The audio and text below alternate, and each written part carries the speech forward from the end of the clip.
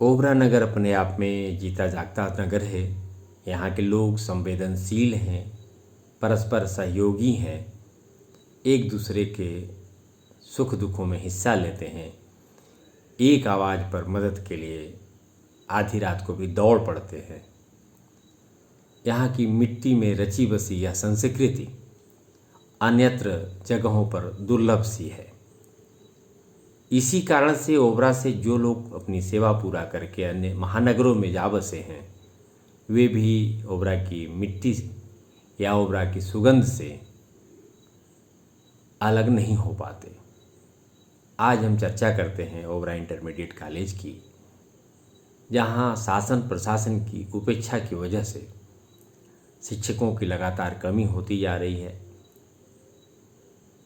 Obra inter college UP में अपना एक स्थान सदैव रखता रहा है।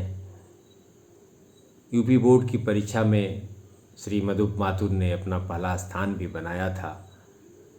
उसके बाद लगातार ओबरा इंटरमीडिएट कॉलेज से किसी न किसी विद्यार्थी ने अपना नाम रोशन किया।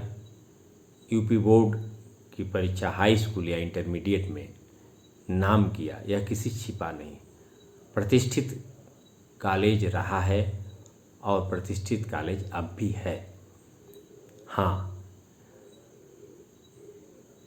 विद्या के लिए, शिक्षा के लिए जितना भवन की ज़रूरत है, कहीं उससे अधिक ज़रूरत शिक्षकों की भी है।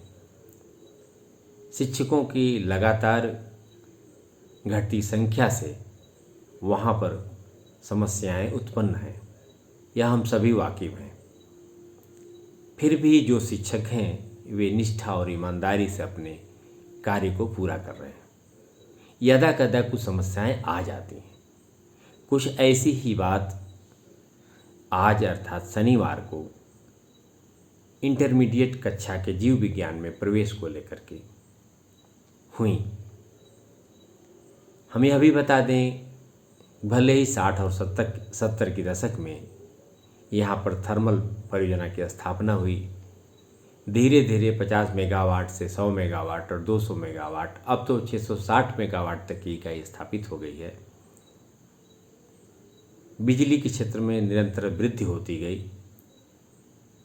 परंतु उस अनुरूप शिक्षा के क्षेत्र में विकास नहीं हो पाया।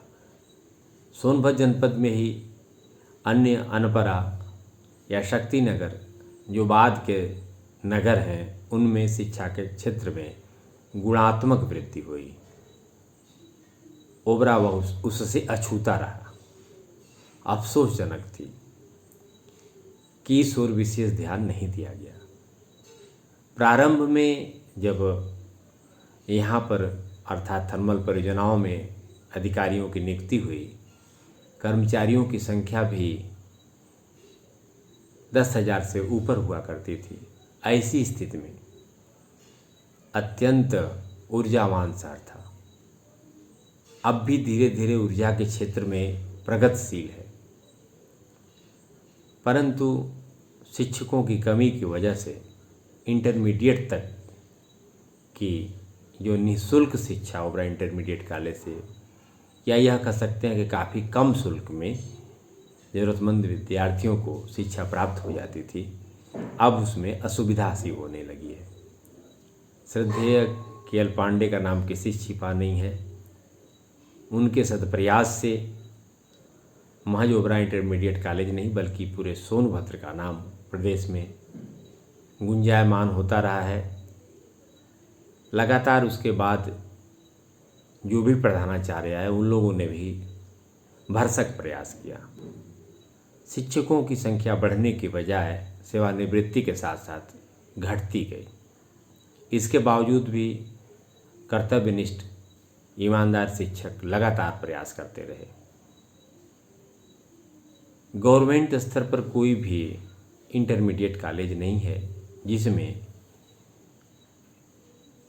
विद्यार्थी पढ़ सकें। राजकीय बालिका इंटरमीडिएट कॉलेज है तो उसमें महज बालिका ही पढ़ सकती हैं, और कोई ऐसा विद्यालय नहीं है जहाँ पर विद्यार्थी निःशुल्क रूप से इंटरमीडिएट स्तर की शिक्षा प्राप्त कर सकें। इसकी पूर्ति ओबरा इंटरमीडिएट कॉलेज ही इन दिनों कर रहा है। इसका बने रहना अत्यंत आवश्यक है। भले ही ओबरा की बिजली से अन्य शहरों का विकास हुआ, पर ओबरा के आसपास के गांव में अब भी अभाव है। केवल अभाव सड़कों का नहीं, बिजली का ही नहीं, पानी का ही नहीं, विद्यालयों का ही नहीं, बल्कि शिक्षा का भी अत्यंत अभाव है। उसकी पूर्ति में काफ़ी कुछ मददगार ओबरा इंटर कॉलेज पहले भी होता रहा है और अब भी हो रहा है। ऐसी स्थिति में ओबरा इंटर कॉलेज को बचाए रखना, बनाए रखने में तो शिक्षक लगातार प्रयासरत हैं, पर आम जनता को अब बचाए रखने के लिए भी सदप्रयास करना होगा। अन्यथा की स्थिति में धीरे धीरे शिक्षकों की सेवानिवृत्ति से शिक्षा के क्षेत्र में अत्यंत ही नुकसान की स्थिति बनती जा रही है। शनिवार के दिन कुछ विद्यार्थी प्रवेश के लिए ओबरा इंटर कॉलेज गए हुए थे। वर्तमान में प्रधानाचार्य आदरणीय विजय कुमार जी के सदप्रयासों से प्रवेश लेने वाले विद्यार्थियों की संख्या में भी वृद्धि हुई है और अधिकांश शिक्षकों के सदप्रयास से विद्यालय की गरिमा अब भी बनी हुई है। संसाधनों के लगातार सीमित होने के बाद भी स्थिति में सुधार ही हो रहा है। इसके बावजूद कक्षा 11 जीव विज्ञान में प्रवेश के लिए जब विद्यार्थी गए, किसी अध्यापक द्वारा प्रवेश लेने से इनकार कर दिया गया। ऐसा ग्राम पंचायत बिल्ली मारकुंडी के ग्राम प्रधान प्रतिनिधि श्री अमरेश यादव की तरफ से कहा गया। काफ़ी संवेदनशील मुद्दा था। निःशुल्क शिक्षा जिस विद्यालय में मिलती हो और वहाँ पर जो ज़रूरतमंद विद्यार्थी हैं उनका आसानी से प्रवेश न हो पा रहा हो, तो मुझ जैसे व्यक्ति के लिए पीड़ा होती ही है। या ये हम कहें कि जो संवेदनशील लोग हैं उन्हें इसकी पीड़ा होगी ही। इस संदर्भ में जब ग्राम प्रधान प्रतिनिधि अमरेश यादव ने आदरणीय प्रधानाचार्य श्री विजय कुमार जी से बात किया, तो उनकी समस्याओं का समाधान करने का भी उन्होंने पूरा प्रयास किया। पर सदैव हर चीज़ बराबर नहीं होती। कभी कभी किन्हीं कारणों से शिक्षक तनाव में आकर के सही निर्णय नहीं ले पाता। इन स्थितियों में पूरी व्यवस्था के लिए एक चुनौती बन जाती है। कोई व्यक्ति या कोई शिक्षक या कोई विद्यार्थी जिसकी संख्या 1 या 2 है, उसकी वजह से कहीं व्यवस्था बिगड़ रही है, तो हम सबका फर्ज बनता है कि उनके साथ मिल बैठ कर के बात करें, उनकी समस्याओं का निदान करें।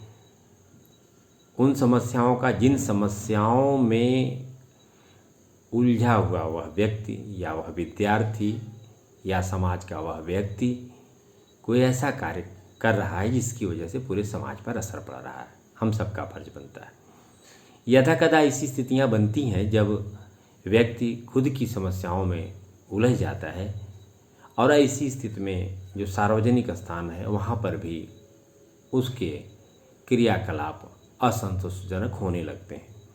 ऐसी स्थिति में हम सबका फर्ज बनता है कि संवेदनशीलता के साथ उन समस्याओं का निदान करें, उन्हें भी किसी प्रकार का कोई कष्ट न हो, दिक्कत न हो, और दूसरी तरफ जो ज़रूरतमंद विद्यार्थी हैं उनका प्रवेश भी हो। हम सभी जानते हैं कि काफ़ी कुछ हद तक जनसंख्या नियंत्रित सी हो गई है। ऐसी स्थिति में बहुत सारे विद्यालयों में छात्र संख्या बढ़ने के बजाय या तो ठहर गई है या कम हो रही है। तो ऐसा नहीं है कि विद्यालयों में प्रवेश लेने की स्थिति नहीं है। 60, 70, 80, 90 के दशक में ओबरा इंटर कॉलेज के लिए एक चुनौती होता था। जो बिजली कर्मचारी हैं उन्हीं के बच्चों का प्रवेश मिल पाता था। इसके अलावा अन्य का प्रवेश बड़ा मुश्किल से मिल पाता था। स्थितियां बदली, बहुत सारे इंटर कॉलेज खुले। ओबरा इंटरमीडिएट कॉलेज में जो भार था वह काफ़ी कम भी हुआ, पर अब भी निःशुल्क शिक्षा की व्यवस्था इंटरमीडिएट तक ओबरा इंटरमीडिएट कॉलेज में ही है। इसलिए जो ज़रूरतमंद हैं, या हम यह कहें कि जो फीस दे करके अन्य प्राइवेट स्कूलों में नहीं पढ़ा सकते, उनका ओबरा इंटर कॉलेज के प्रति झुकाव होता है। गुणवत्ता भी रही है, शिक्षक वहाँ के संवेदनशील भी रहे हैं, अधिकांश शिक्षकों से हमारे जैसा व्यक्ति व्यक्तिगत परिचित भी है। वे सदैव विद्यार्थियों के हित की बात सोचते हैं, करते हैं, जरूरत पड़ने पर वे मदद भी करते हैं। पर आज जैसे ही खबर आई कुछ विद्यार्थियों का प्रवेश आदरणीय प्रधानाचार्य जी चाह रहे हैं, पर किसी एक शिक्षक की वजह से वह प्रवेश नहीं हो पा रहा है। जैसे ही हमें सूचना मिली, हमने महसूस किया कि संभव है कि जिस शिक्षक के द्वारा प्रवेश लेने से मना किया जा रहा है, निश्चित तौर पर वहाँ पर कोई न कोई व्यक्तिगत समस्याएं इन्वॉल्व होंगी, शामिल होंगी। ऐसी स्थिति में हम सबको सद्भावनापूर्वक बातचीत करके सम्मानजनक कोई रास्ता निकाल करके जो ज़रूरतमंद विद्यार्थी हैं उनका प्रवेश लिया ही जाना चाहिए। कई शिक्षकों से हमारी बात भी हुई, वे सभी लोग तैयार हैं कि निश्चित तौर पर जो ज़रूरतमंद विद्यार्थी हैं उनका प्रवेश हो, और जो संस्था प्रधान हैं वे भी चाहते हैं कि अधिक से अधिक बच्चों का प्रवेश हो, और प्रवेश हुआ भी है। पर अगर कहीं कोई समस्या आ रही है तो हमें लगता है कि उसको मिल बैठ करके विचार विमर्श करके हल कर लिया जाना चाहिए। विद्यार्थियों के प्रवेश को लेकर के संवेदनशील शहर में किसी तरह की कोई ऐसी चीज़ें न पैदा हों जिससे किसी को भी दुख पहुँचे, असुविधा हो। मुझे लगता है कि चाहे वह विद्यार्थी हो, चाहे कोई वो शिक्षक हो, चाहे वह कोई व्यक्ति हो, हमको व्यावहारिक बन करके उसकी व्यक्तिगत दुखों की भी पहचान करनी होगी, और यथासंभव जो संभव हो सके उसमें उसकी मदद भी करनी चाहिए, जिससे वह समाज के अन्य जिम्मेदार, या यह हम कहें कि जो समाज में उसका दायित्व है उसका वह बखूबी निर्वाह कर सके। ऐसी अपनी सोच, अपनी ऐसी विचारधारा और ऐसा अपना प्रयास होना ही चाहिए। और हमें उम्मीद है कि हम सब के प्रयास से अभिभावकों, विद्यार्थियों और जनप्रतिनिधियों, शिक्षकों के प्रयास से सम्मानजनक समाधान इसका निकलेगा और सभी पढ़ने वाले विद्यार्थियों का प्रवेश विद्यालयों में होगा। हम जानते भी हैं कि बहुत सी समस्याओं के मूल में अशिक्षा ही है। इन स्थितियों में जो पढ़े लिखे लोग हैं उनकी प्रमुख जिम्मेदारी बनती है कि हम व्यवहारिक ज़्यादा हों। हम शिक्षक हैं, हम पुलिस वाले नहीं हैं। विद्यार्थियों की, अभिभावकों की पीड़ा को भी समझें, समझते भी रहे हैं, समझ भी रहे हैं।